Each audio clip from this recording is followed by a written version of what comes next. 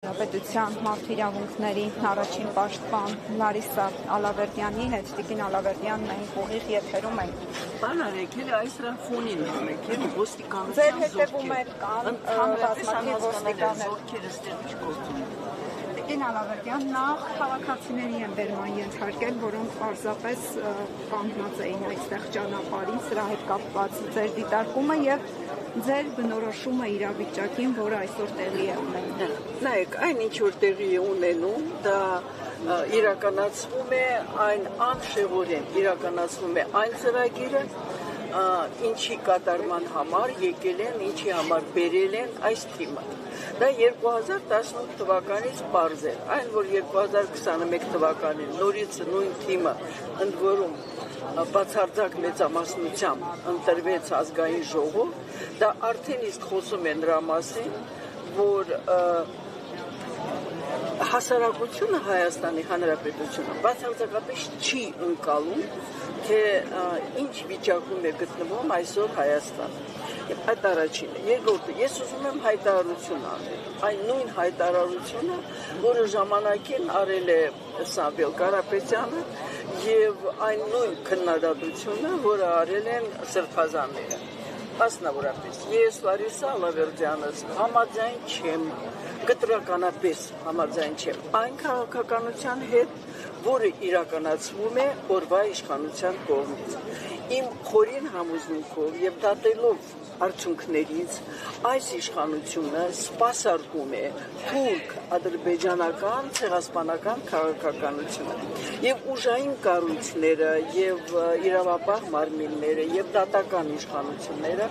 ովքեր կամ լռեցյալ ձևով կամ ուղղակի ենթարկվելով, նրանք եւս իրականացնում են ահա այդ ծրագիրը, այսինքն թուրք-ադրբեջանական ծրագիրը, որը պետք է իրականացվի եւ իրենց ձեռքը չի հասնում,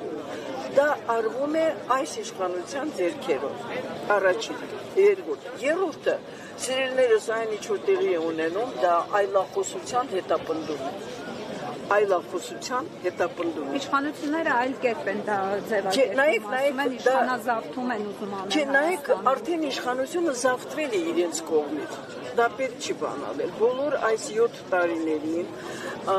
այն մի շարք հակասահմանադրական, հակաօրինական, հակաիրավական բոլոր գործողությունները խոսում են նրա մասին, որ այո, այս իշխանությունը քողարկվելով ժողովրդի, այսպես ասած, կամքով, նա իրականացրել է եւ յուրացրել է իշխանությունը։ Հայաստանի Հանրապետությունում այսօր չկան անկախ հաստատություններ, ել չեմ ասում անկախ իշխանության թևերը։ Մենք գիտենք, որ բոլորը կրկնում եմ, յուրացված է, մեկ իրեն քաղաքական ուժ կոչող, այն է քաղաքացիական պայմանագիր, ահա այդ կուսակցության կողմից։ Ես էլի եմ կրկնում, այն ինչ որ այսօր տեղի է ունենում, բնորոշ է միայն տոտալիտար կամ վերին աստիճանի հետամնաց այնպիսի պետություններին, որոնց սահմանադրության մեջ չի գրված, օրինակ, Հայաստանը դա ժողովրդավարական, սոցիալական, ինքնիշխան, իրավական պետություն է։ Այն ինչ որ տեղի է ունենում, դա հակաիրավական է, մասնավորապես, որ չլինեմ այսպես մերկապարուց։ Եվրոպական կոչված կոնվենցիայի 5-րդ ու 6-րդ հոդվածները, որոնք ամենաերկարն են, որոնք խոսում են անձի անձեռնմխելիության մասին եւ ազատ դատավարության իրավունքի մասին, ամբողջովին խախտված է։ Հիմա էլ օրինակ այս բանը խախտված է ազատ տեղաշարժի իրավունքը։ Չկա հայտարարած ոչ հատուկ դրություն, ոչ իրավիճակը հատուկ ինչ-որ մի իրավիճակ է, չկա այդպիսի բան։ Եվ այն ինչ-որ հիմա տեղի ունենում, դա ինքներավչություն է եւ այս առումով մարդու ազատ տեղաշարժելու իրավունքի կորպիտ ոտնահարում։ Տիկին Ալավերդյան, այսօր մայր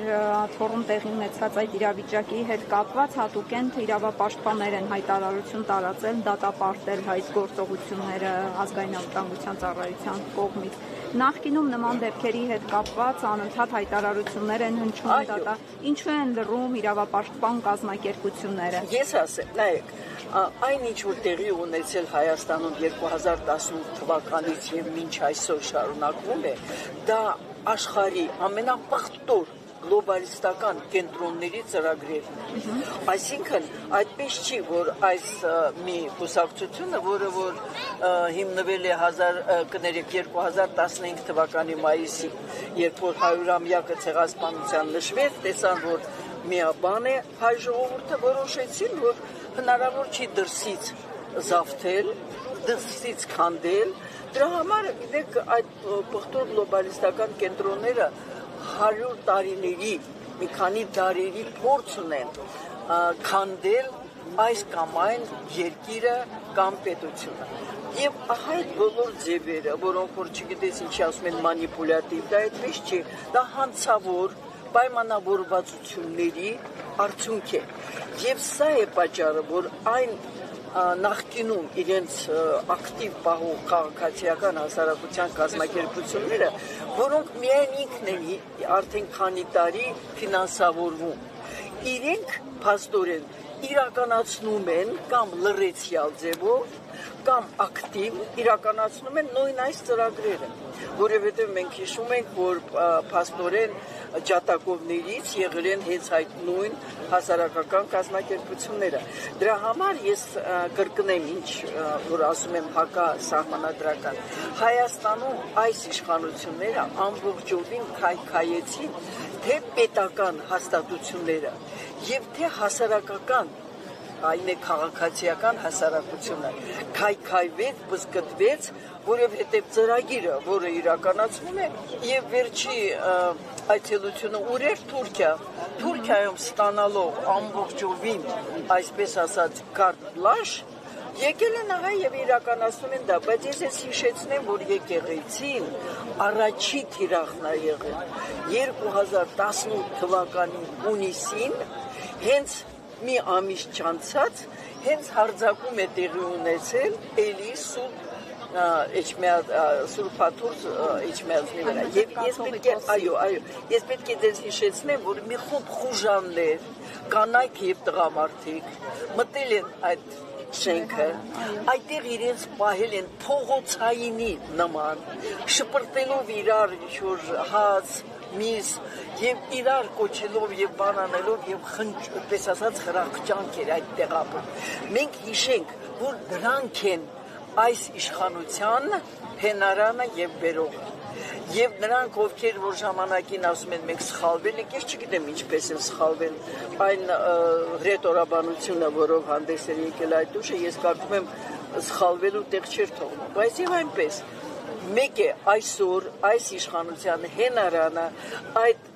հայ հոյախառն եւ խուժանական փողոցային կեցվածքով խավն է։ Ես ես պետք է ասեմ, որ բոլոր պետություններում այդ խավը կա։ Կան, այդպես չի, որ մենք չմտածենք, որ բա ես ինչ ժողովուրդ եք։ Այդ խավը ամենտեղ կա։ Ուղղակի ահա այդ պղտոր գլոբալիստական կենտրոնները, այո, տիրապետում են այն մեթոդներին, որով քանդում են անգամ հին քաղաքակրթություն ունեցող երկիրը։ Եվ մենք այսօր այս վիճակում ենք։ Շնորհակալ եմ զրույցի համար։